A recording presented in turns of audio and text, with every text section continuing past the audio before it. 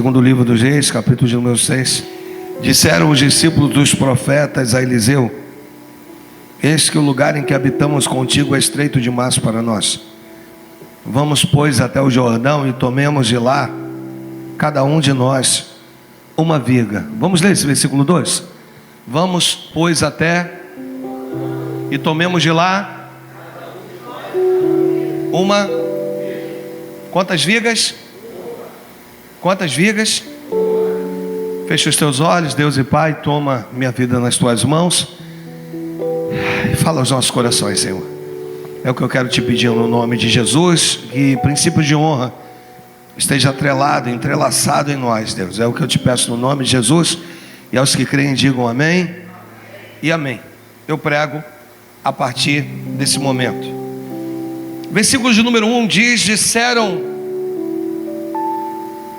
os discípulos dos profetas. Mas deixa eu fazer um adendo aqui, que isso é importante. Todos disseram? Não. Na verdade sim e não. Como assim, pastor? Sim e não.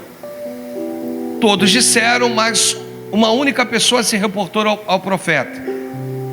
Então eles se reúnem, uma reunião, repita comigo, é uma reunião. E só que um só chega diante do profeta Eliseu e diz para ele o seguinte: Senhor, o lugar em que habitamos, aí plural, ele não se reporta a ele mesmo ou uma convicção própria. Ele diz o lugar em que habitamos, plural, representando todos os outros. Pastor, qual a importância disso? Toda a importância do mundo. Porque esse que se reporta, ele sabe que ele representa um grupo na escola de profetas. Então aquele que se reporta, deixa eu repetir para ser enfático nisso, ele representa um número de pessoas. E ao representar esse número de pessoas, ele sabe que não pode falar por ele mesmo, dele mesmo. O que significa isso no mundo espiritual? Significa as duas maneiras em que os dois apóstolos veem a igreja. O apóstolo Paulo entende a igreja como um corpo, onde Cristo é a cabeça do corpo. O apóstolo Pedro entende a igreja como uma grande construção, onde Cristo é a pedra principal, a pedra angular, a pedra de esquina, onde sem ela não haveria nenhum tipo de sustentação para manter essa estrutura de pé. Ambos compreendem a igreja de maneiras diferentes, contudo com o mesmo simbologismo. Ou seja, Paulo entende que essa igreja é composta de um corpo, nós fazemos parte desse corpo, mas o comando do corpo, a cabeça do corpo é Cristo. Pedro compreende a igreja como uma estrutura, uma edificação, onde Cristo é a pedra principal, a pedra angular, a pedra de esquina. Ou seja, sem Ele a estrutura não tem como se manter de pé. Ou seja, Pedro compreende a igreja quando Cristo vai dizer: tu és Pedro, e sobre essa pedra edificarei a minha igreja. Ele está dizendo: Pedro, você é uma das pedras dessa edificação, e nós as outras pedras. Existem pedras que precisam ser lapidadas, mas eu vou te dizer que existe um lugarzinho para ela todo especial. Então o teu irmão é importantíssimo nessa edificação, porque se ele não estiver nessa edificação, esse muro vai estar incompleto, esse muro vai estar imperfeito, esse muro vai ter buracos, brechas. E Cristo nunca será a pedra principal de uma edificação faltando pedaço. Lembrando você que Paulo entende como um corpo, ou seja, Todas as partes do corpo são devidamente importantes, porque Cristo também nunca será a cabeça desse corpo. Ele não é o cabeça, Ele é a cabeça do corpo, uma vez que esteja faltando um pedaço. Entende? Quando o teu irmão não está presente, hoje muitas ausências, mas quando o teu irmão não está presente, a falta que ele faz. Cristo nunca será a cabeça desse corpo se ele não estiver completo. Sabe aquele dedo mindinho que a gente chama? Sabe aquele dedinho que a gente talvez não dê muita importância para ele? É extremamente importante para que Cristo seja a cabeça do corpo. E os discípulos dos profetas aqui, eles criam um representante para chegar diante de Eliseu. A primeira coisa mais bonita que eu vejo nesse texto, que eu compreendo aqui, é o acesso que tem o liderado do líder. Esse acesso é lindo demais, porque eles não precisam ali marcar hora. Eles vão lá com um representante e automaticamente tem acesso ao líder. E o texto diz que ele chega com um problema. Ele chega com... Olha aqui para o pastor. Os problemas, eles existem. Mas se porventura você vier com o problema e não trouxer a solução, permita-me falar, um domingo de manhã a palavra é mais forte. Permita-se ficar calado. Porque se você só vier com o problema e não conseguir trazer a solução para o problema, não adianta trazer o problema. Porque o que tem de mais interessante aqui é que o texto diz: eis que o lugar em que habitamos contigo. Sabe o que ele está dizendo aqui? Representando os da escola de profetas: Senhor, eu vou te trazer algo que eu sei que o Senhor sabe. Eu vou te trazer algo que eu sei que o Senhor conhece melhor do que eu. Eu estou te trazendo algo que eu sei que o Senhor tem o domínio. E é interessante isso, irmãos. É interessante a gente tratar de líder e de liderado, porque pode ser que o liderado saiba mais que o seu líder. Acontece isso, pastor? Acontece. Pode ser que o liderado tenha um conhecimento maior que o seu líder, mas a diferença está no chamado. Uns sabem, mas não foram chamados ainda. Deixa eu botar um ainda, porque você está na preparação para ser chamado, chamada. Outros não sabem, mas não é que foram chamados. Aí você vai não entender ou descompreender isso, mas eu tenho que ir para a Bíblia de novo.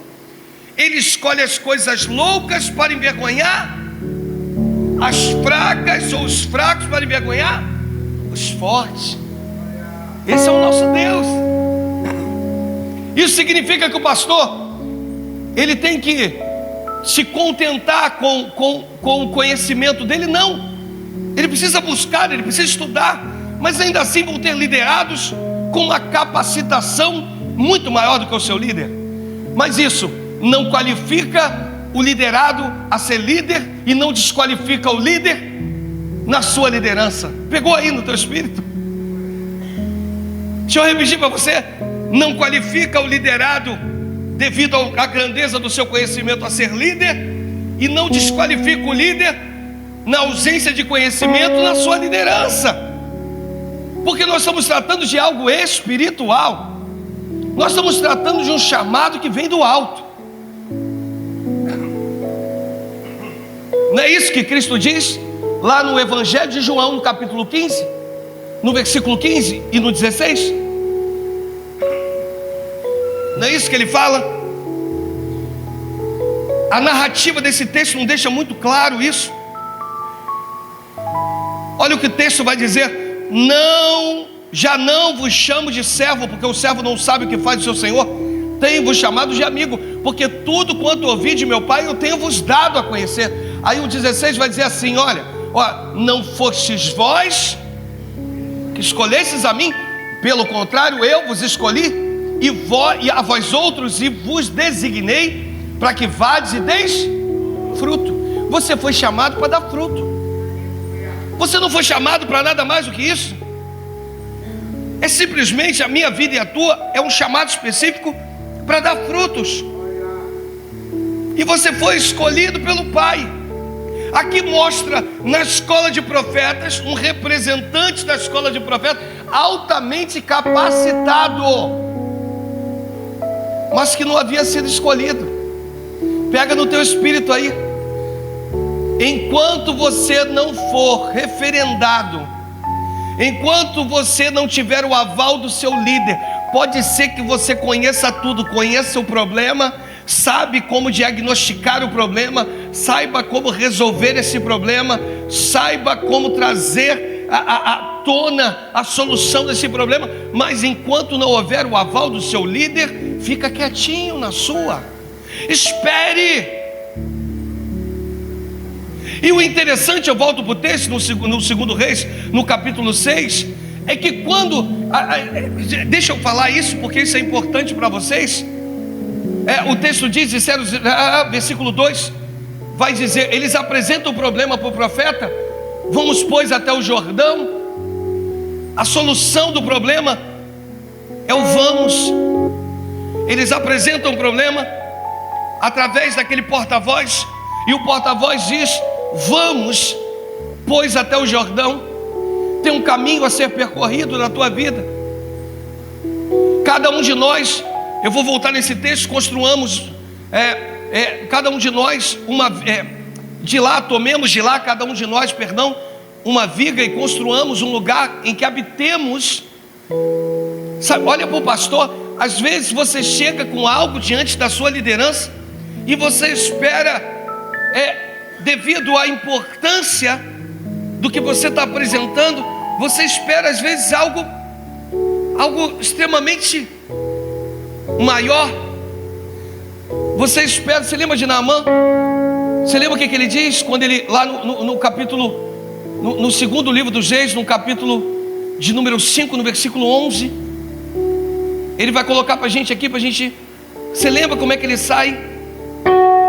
Naamã, porém, muito se indignou e se foi dizendo: pensava eu que ele sairia a ter comigo, por-se-ia de pé, invocaria o nome do Senhor, moveria a sua mão no lugar da minha lepra, eu seria restaurado. Sabe, irmãos, nós estamos vivendo um tempo em que a igreja, ela cria expectativas no seu coração, mas eu vim aqui te dizer que o agir é de Deus. O domínio desse agir é do Pai.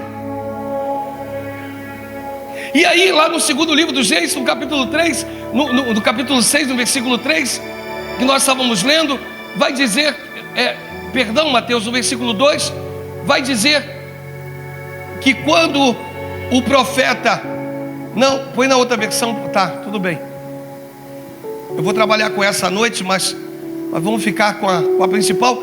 Aí ele vira e diz: ide. Sabe, às vezes você espera mais da sua liderança, às vezes você espera mais. Você apresentou algo tão nobre, tão importante, você quer fazer crescer o lugar que te fez crescer, você apresentou algo tão importante e simplesmente o líder vira e diz: ide. E aqui tem algo lindo, irmãos. Eu hoje não vou me prolongar muito. Aqui tem algo lindo. Afinal de contas, o ide não é o necessário para que você vá, não é a palavra que conforta o teu coração. Enquanto o líder não fala ide, eles não poderiam ir e ter sucesso. Deixa eu fazer um adendo aqui. Você sabe que Salomão, ele manda as suas embarcações, alguns vão dizer que são em média de 500 embarcações, à região de Ezion-Geber, que significa espinha dorsal. Lá é o único lugar que tem o ouro puro fino de Ofir. Ele manda 500 embarcações, elas levam 3 anos. Elas levam quantos anos? 3 anos. E elas voltam com os trabalhadores, com as embarcações carregadas de ouro, o ouro mais puro, mais fino, Salomão consegue extrair daquele lugar. Mas aquele lugar tinha uma arrebentação, uma maré, uma arrebentação em que todas as embarcações que chegavam naquele lugar, pastor Eduardo, elas eram destruídas, elas não conseguiam ancorar, os barcos não conseguiam chegar em Ezion-Gueber. Mas Salomão conseguiu. E aí vem Josafá, unido com o filho de Acabe, que resolve fazer a mesma coisa. A Bíblia diz que ele manda construir embarcações novas. A Bíblia diz que ele lança ao mar as suas embarcações rumo a Ezion-Gueber. Sabe, irmãos, se o pai não mandou tu ir, não vá. Porque se ele não mandou tu ir, ele não garante que você vá e que você volte. Josafá manda as suas embarcações, mas devido à sua aliança com o filho de Acabe, Deus reprova dos céus. E quando Deus reprova dos céus, as embarcações ficam na arrebentação. Todas as embarcações naufragaram. Não foi uma ou duas, todas. Não sobrou nenhuma, nem duas, nem três. Todas as embarcações naufragaram. Olha para o pastor, fica com ide. Jesus, ele vai dizer: ide e pregai o evangelho a toda criatura. O ide é o suficiente para mim e para você, enquanto ele não falar. E antes ele vai dizer assim: permanecer em Jerusalém até que do alto sejais revestido de poder. Eu tenho que saber o tempo de permanecer e o tempo de ir. Tem um tempo que é o de permanecer, irmãos. Não saia antes desse tempo. Não fuja antes desse tempo.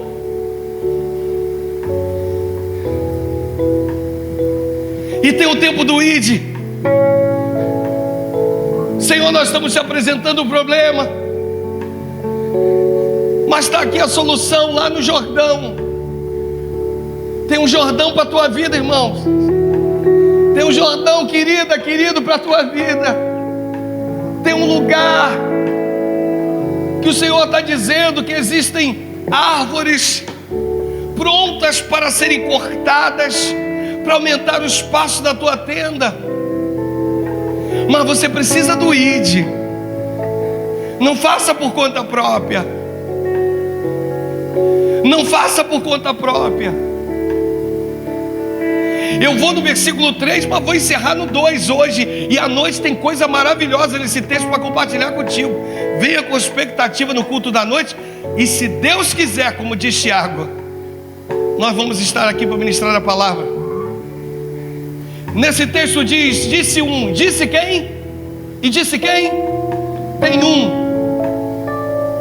Tem um que observa que o líder já disse ide. Mas tem um que observa que o coração do líder está aflito, desejoso. Em que, pastor? Se eles me chamarem, eu vou com eles. Se eles quiserem a minha presença, eu estou junto. Nós vamos mudar a tradução, porque agora sim eu vou para a nova tradução na linguagem de hoje, esse versículo 3, que vai dizer assim, ó: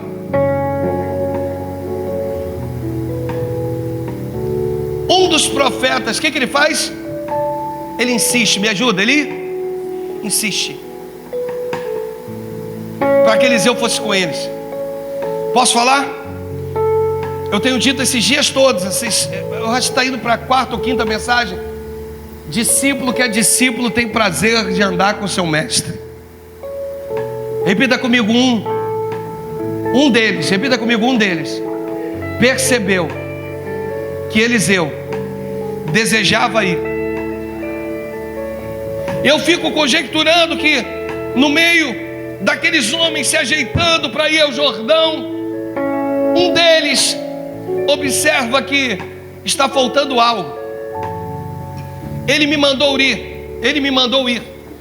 Olha para o pastor, você não acha que quando Deus vira para Moisés e diz: Moisés, faz o seguinte, cara, em outras palavras, vá você, cara. eu não vou mais com esse povo não. Mas aqui, eu vou continuar mantendo o que eu falei que manteria.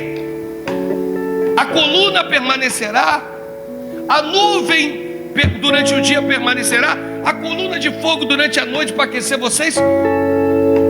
Os meus sinais acompanharão vocês.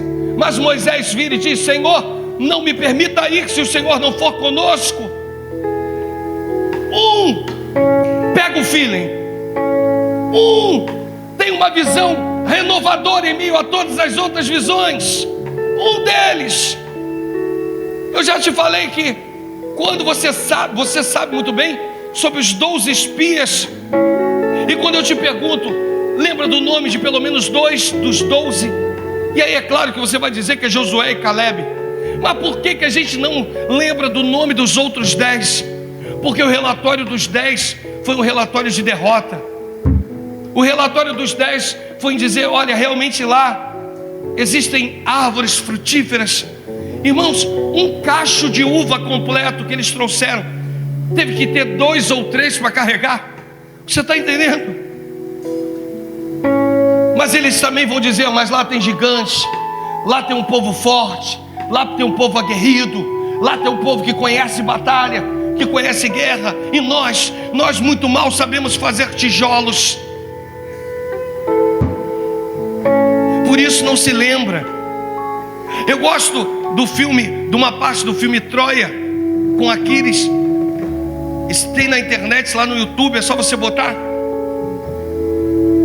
E os reis estão se enfrentando, eles decidem o seguinte: olha, vem um do teu lado e um do meu.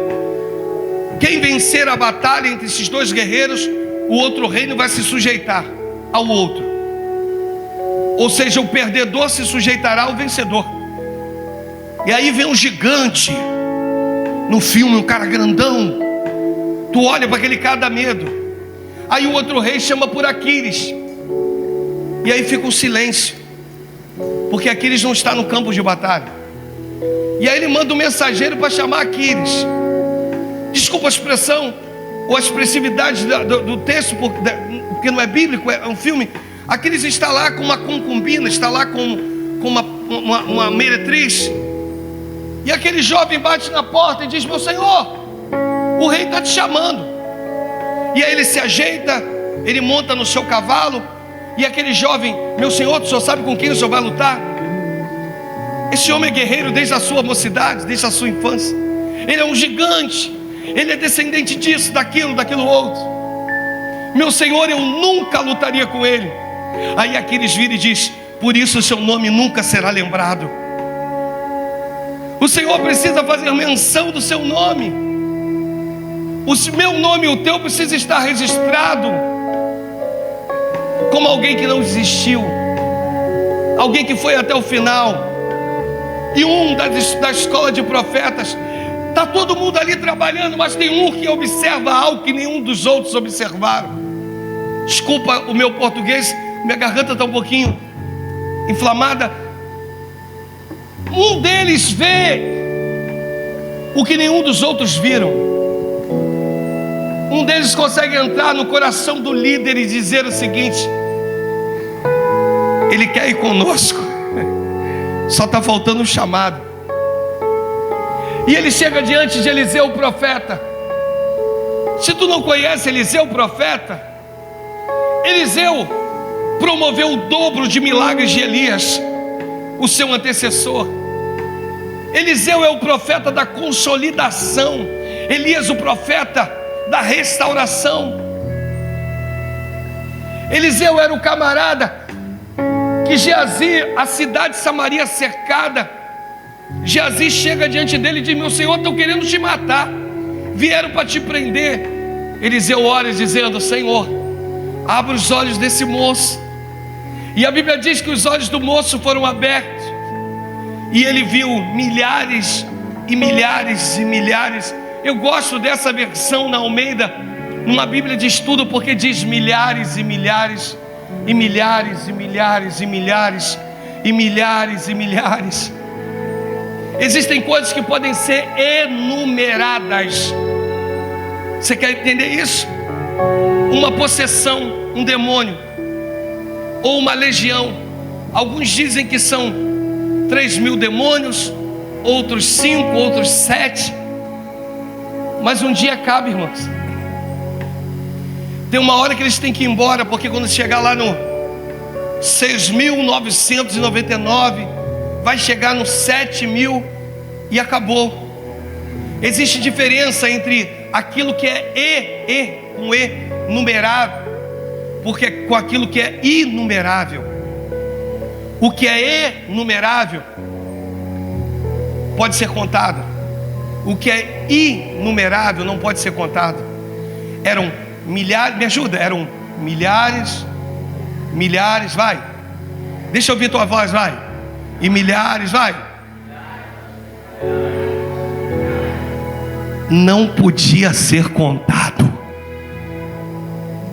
Carros e cavalarianos, esse era o Eliseu aqui do texto. Como que um cara desse não vai fazer parte do propósito? Ele insiste, Eliseu aceita. Coisa linda. Tem outros segredos que eu só vou te contar à noite aí. Venha com expectativa, a palavra que vai abençoar a tua vida. Eu acredito que esteja abençoando essa manhã. Mas eu volto ao versículo 2 e encerro nele. Versículo 2. Pode ser na outra versão para mim.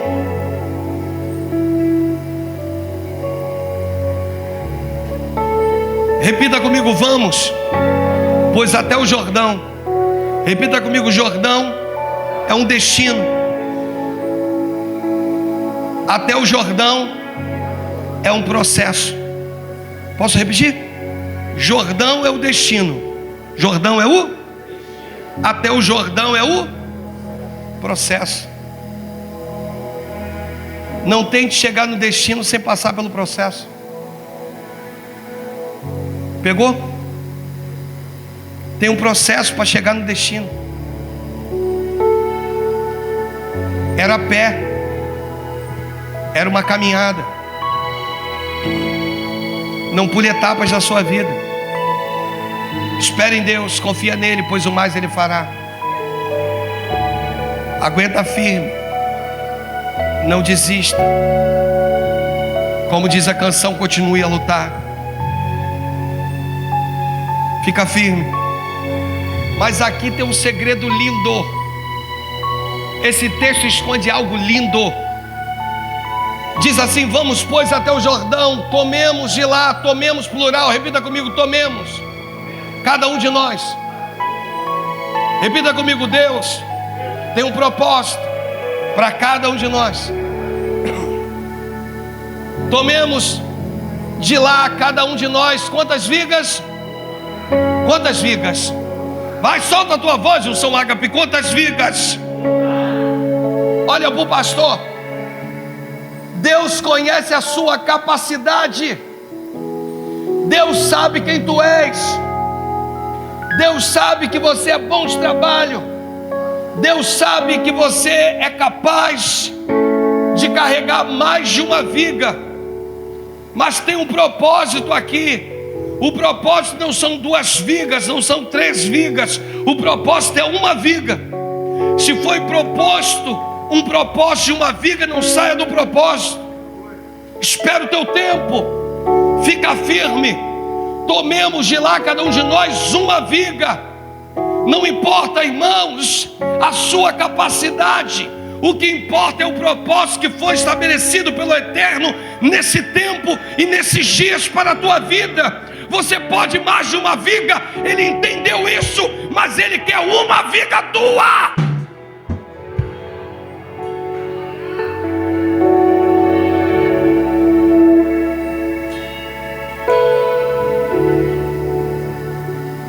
Uma viga. E construamos um lugar em que habitemos.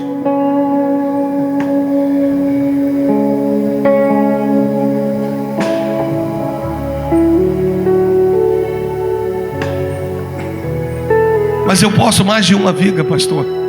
Fica no propósito. Qual é o propósito? O propósito é uma viga.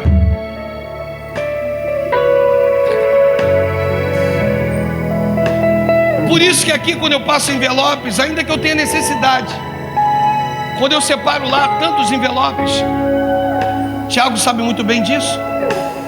Tem uma ordem. Qual é a ordem, Tiago? Vem aqui, por favor. Você que separa os envelopes, qual é a ordem? Por favor. 200 envelopes. E qual é a ordem? Quando termina? Acabou. Não bota nenhuma mais. Você está entendendo? O propósito. Se tem um propósito, o propósito foi atingido, basta. Se o propósito é uma viga, mas você suporta carregar 3, carregue uma. Fica dentro do propósito.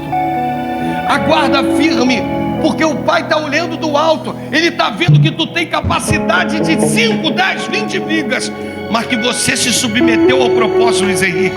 Se o propósito era de uma viga, você se submeteu a ele. Você baixou a tua cabeça. Você diz: se o meu propósito é uma viga, eu quero pelo menos fazer cumprir o meu propósito. Se é uma viga, eu vou pegar, eu vou conduzir, eu vou carregar, eu vou cortar, eu vou fazer, eu vou em frente, porque eu quero estar debaixo do propósito de Deus.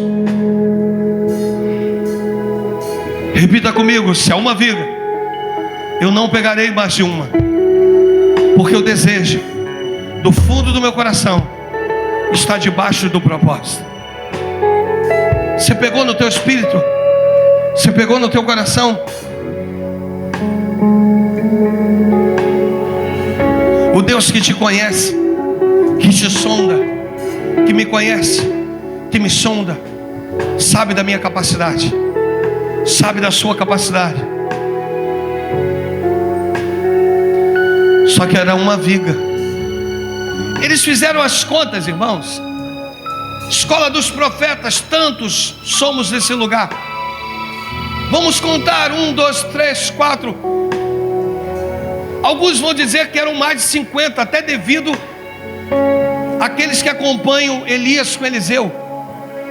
Eles contam, mas eu estou supondo 50. Eles olharam e disseram uns aos outros: olha, se nós tivermos aqui 50 vigas, o nosso problema está resolvido. Deixa eu falar para você, Deus é o Deus da exatidão. Um dia ele vira e diz, através do profeta Eliseu, a Naamã, que eram 7 mergulhos. Eram quantos mergulhos? O milagre só aconteceu no 7º processo.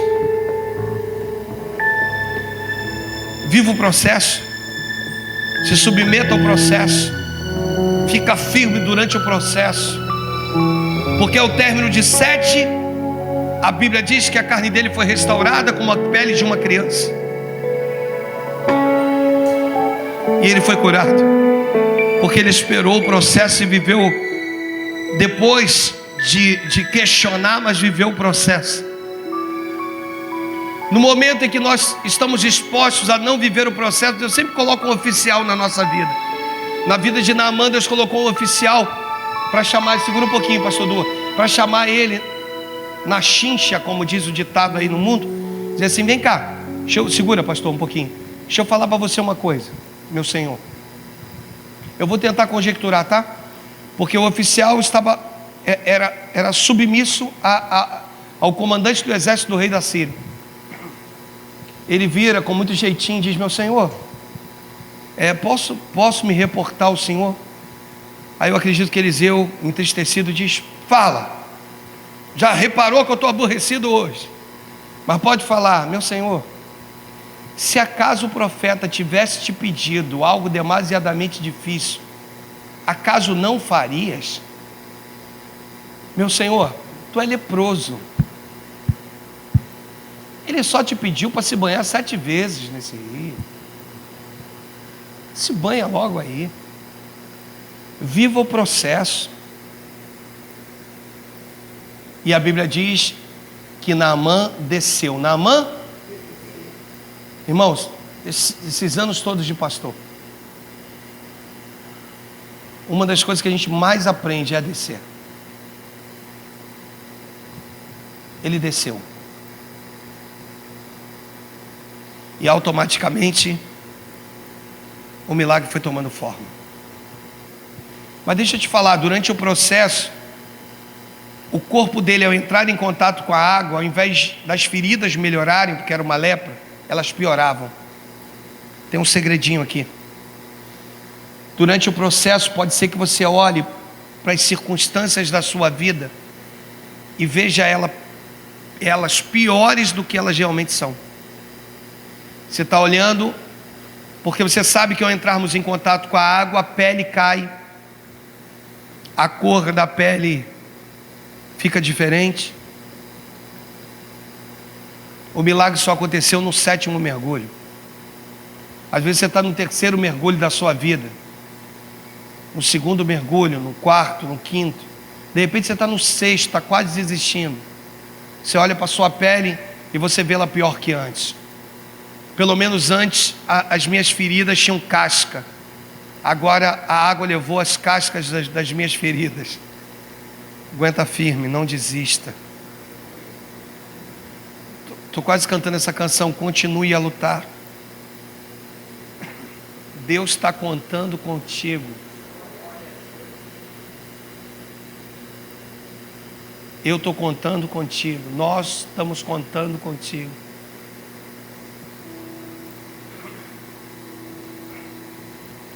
Coloca a letra dessa canção, tem aí, Mateus?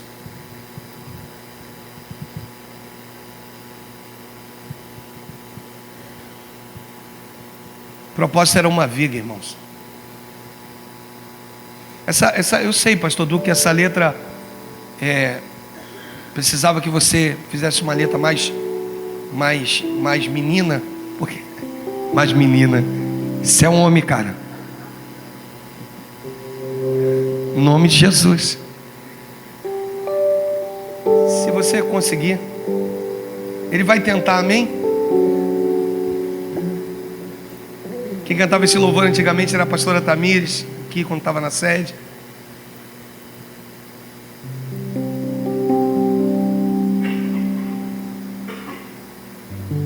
A igreja tem que me ajudar. Diz assim: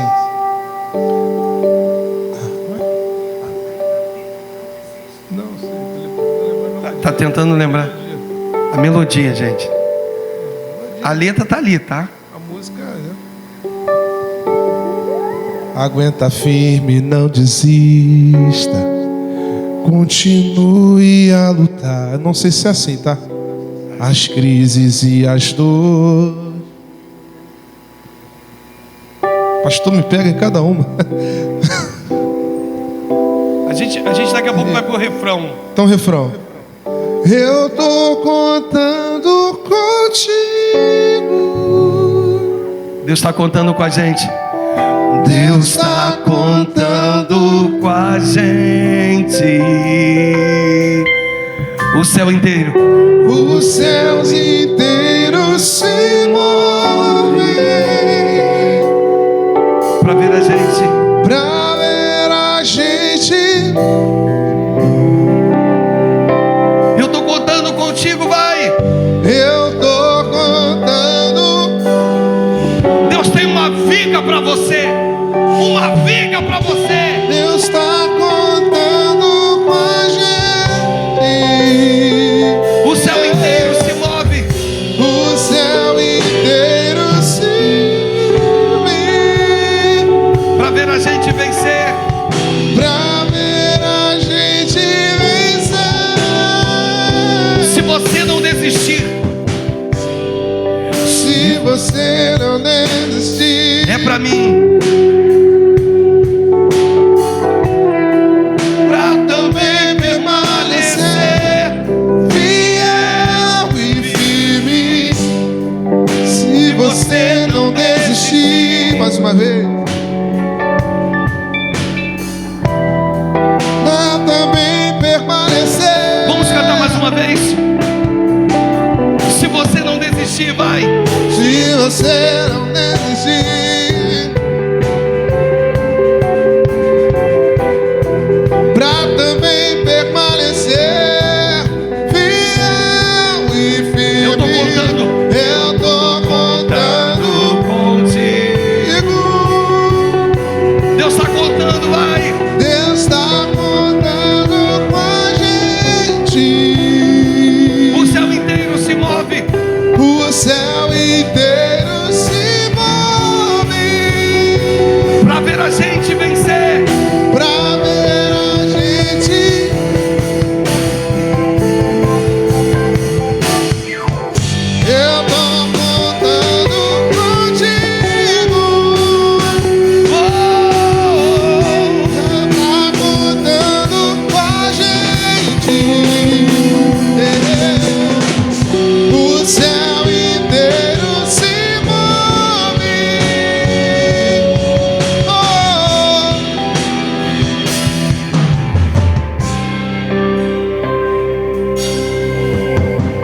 Diga: o propósito é uma viga.